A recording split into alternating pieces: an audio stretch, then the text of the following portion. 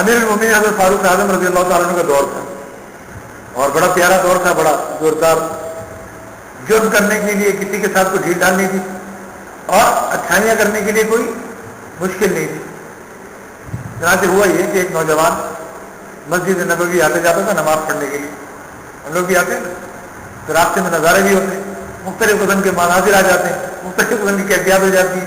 تو یہ جہاں سے آتا جاتا تھا تو وہاں راستے میں کسی گھر سے کوئی لڑکی جو تھی اس کی نظر ادھر پڑی, ریختہ ہو گئی, جیسا کہ ہو جاتا ہے. اس میں سارے ماشاء اللہ ماسٹر اسپیشلسٹ ہیں, ساری چیزیں دی کی ہے, میں سب کو پتہ ہے, تو زیادہ وضاحت کی ضرورت نہیں ہے, سب کو پتہ ہے کیا ہوتا ہے. تو چنانچہ اتحاد سے وہ آتا جاتا تھا اور اس کی نظر پڑی اور وہ فریفتہ ہو گئی. محبت کا معاملہ ہو گیا. آہستہ کی سے طریقے سے اپنی طرف متوجہ کر لیا آتے جاتے, اور متوجہ کرتے کرتے اس کے دل میں بھی محبت پیدا کر دی. اب دونوں طرف سے آگ لگ گئی. کہا نا شاعر نے کہ محبت میں جب مزہ ہے کہ دونوں ہوں بے قرار, محبت میں جب مزہ ہے کہ دونوں ہوں بے قرار, دونوں طرف آگ کاور لگی ہوئی. جب ایک طرف آگ لگی ہوئی اور دوسری طرف معاملہ ٹھنڈا ہو, تو پھر وہی والا معاملہ ہو جو پچھلی دفعہ میں نے سنایا تھا شہزادی سے پیار کرنے والے کا, کہ 50% تو کام بن گیا ہے, 50% باقی ہے. تو دوستوں نے کہا 50% کیا باقی ہے؟ کہا میں تو مکمل تیار ہوں, بس شہزادی کا مسئلہ ہے, وہ اگر مجھ سے پیار محبت کر لے, شادی کر لے, تو معاملہ نبٹ جائے گا. تو بہرحال اس طریقے سے آنکھ ہے. اب وہ نوجوان آتا جاتا تھا, سلسلہ ہو گیا. دور بھی حضرت فاروق اعظم کا کام, دل تو سب کے ساتھ لگا نا. دل ایسا نہیں ہے کہ جناب صحابہ کے دور میں دل ہی نہیں تھا, یا حضور کے دور میں دل نہیں تھا. اس زمانے میں تو دل ایسا تھا کہ پوری کائنات سما جائے اس میں.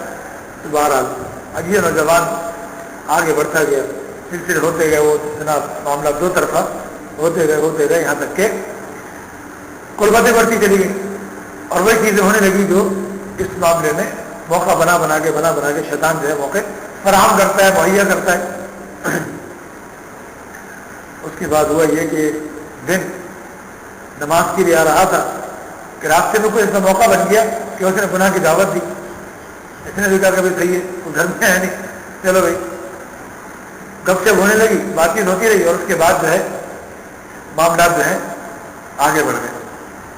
این گناہ کے وقت جو ہے یہ کپ کپانے لگا, اس کے اوپر خوف طاری ہو گیا کہ میں جو ہے نا مسجد نبی جاتا ہوں, نماز پڑھتا ہوں, اور وہاں جا رہا تھا, اور میں کس کام کی طرف لگ گیا, شیطان نے مجھے کہاں لگا دیا.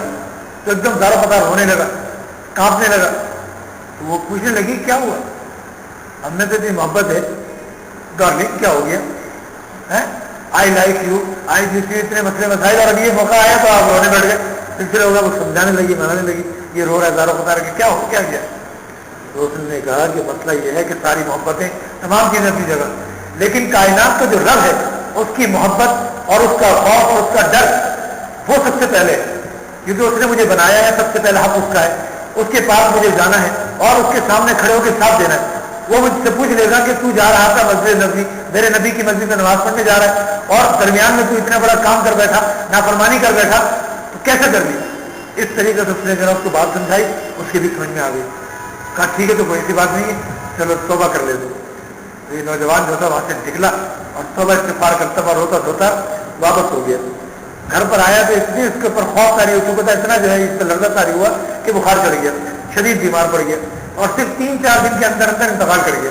اتنا زبردست اس پر اثر ہو گیا, بیمار رہ کے مر گیا. اب اس کے بعد جو ہے کچھ لوگوں کو یہ بات پتہ نہیں تھی, جیسا کہ آج کل چنانچہ یہ نوجوان مر گیا, جب انتقال ہو گیا, تدفین ہو گئی. حضرت فاروق اعظم رضی اللہ تعالیٰ عنہ نے لوگوں سے صحابہ سے پوچھا کہ وہ ایک نوجوان آتا تھا بڑا پیارا مسجد میں, آج کل نظر نہیں آ رہا ہے. تو لوگوں نے بتایا کہ حضرت ایسا تو مسئلہ ہو گیا تھا. کیا مسئلہ ہو گیا تھا بتایا, یہ صورتحال ہو گئی تھی, اور اس کے بعد اس طرح سے وہ گناہ کے اس سے بچا, لیکن بیمار رہ کے انتقال کر گیا. تو حضرت عمر رضی اللہ تعالیٰ نے فرمایا کہ ارے تم لوگوں نے مجھے بتایا نہیں, ایسا آدمی تو جو ہے نا بالکل نرا متقی پرہیزگار ہے اور اللہ تعالیٰ کا نیک بندہ ہے, یہ تو یوسف ثانی والی کیفیت ہے. مجھے بتاتے تو میں جو ہے اس کی نماز جنازہ میں شریک ہوتا کہ میری بھی مغفرت کے سامان ہوتے. تو حضرت عمر نے فرمایا چلو ایسا نہیں ہوا تو کم از کم مجھے اس کی قبر پہ لے چلو. تو حضرت عمر رضی اللہ تعالیٰ اس کی قبر پہ تشریف لے گئے, اور جا کے باقاعدہ وہاں پہ یہ آیت تلاوت فرما رہے تھے, وَأَمَّا مَنْ خَافَ مَقَامَ رَبِّهِ وَنَهَى النَّفْسَ عَنِ الْهَوَىٰ. اور اسی طریقے سے دوسری آیت ہے سورہ رحمان کی, تو سورہ نازعات میں فَإِنَّ الْجَنَّةَ هِيَ الْمَأْوَىٰ, کہ جو اپنے رب کے سامنے کھڑے ہونے سے ڈرا اور اپنے نفس کو گناہوں سے, نفسانی خواہشات سے روکا, تو اس کے لیے جنت ٹھکانا ہے. اور سورہ رحمان میں وَلِمَنْ خَافَ مَقَامَ رَبِّهِ جَنَّتَانِ, کہ جو اپنے رب کے سامنے کھڑے ہونے سے ڈرا اس کے لیے 2 باغات ہیں جنت کے، بڑی بڑی جنت کے عظیم الشان باغات ہیں. تو فرمایا کہ یہ تو وہ نوجوان ہے، قبر پہ جا کے کھڑے ہو کے آیتیں پڑھی، کہا اے نوجوان تو ان میں سے کہ جس کے لیے رب کی اتنی بڑی بڑی وسیع جنتیں اور ایک نہیں ڈبل ڈبل جنت اس کے لیے اللہ تعالیٰ نے تیار کر رکھی ہے، اور اللہ تعالیٰ اس سے راضی ہے، تو اللہ سے راضی. اللہ تعالیٰ جو ہے اس طریقے سے دعائیہ کلمات اس کو فرمانے لگے. تو غرض یہ ہے کہ اگر انسان کے اندر اللہ تعالیٰ کا خوف ہو، آخرت کی تیاری کے معاملات ہوں، تو ایسے معاملات بھی ہو جاتے ہیں. اور کبھی